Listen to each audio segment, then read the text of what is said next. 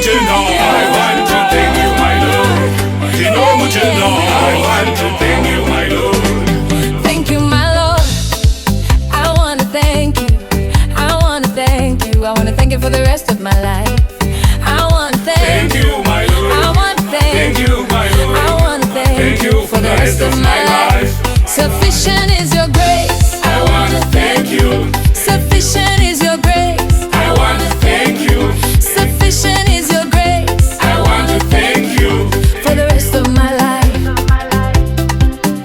Dinamutenda mambo, Dinoda kutenda, dinamutenda mambo, Dinoda kutenda, dinamutenda mambo, Dinoda kutenda, upeni wangu wese, Dinoda kutenda, nyashataka ndiwandira, Dinoda kutenda, dinoda kutenda, Dinoda kutenda, upeni wangu wese, Dinoda kutenda, dinoda kutenda, Dinoda kutenda. upeni wangu wese.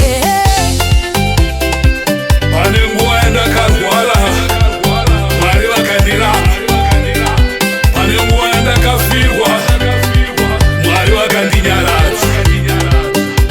You gave me family. Thank you, my Lord. I wanna Thank you, my Lord. I wanna Thank you, I wanna my thank you for the Lord. rest of my life. Thank you, my Lord. I wanna Thank you, my Lord. I wanna Thank you, my Lord. I wanna Thank you, for my the rest of Lord. my life. Sufficient is your grace. I wanna thank you.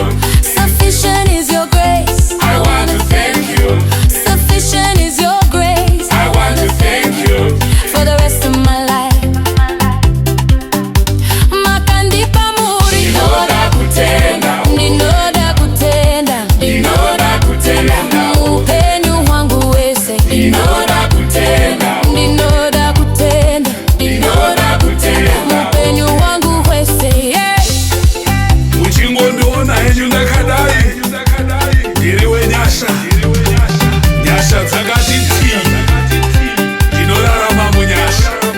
Hallelujah. Nyasha dzakandiwandira, Dinoda kutenda, ninoda kutenda, Dinoda kutenda, upenyu wangu wese, yeah. Dinoda kutenda, ninoda kutenda, Dinoda kutenda. upenyu wangu wese, yeah.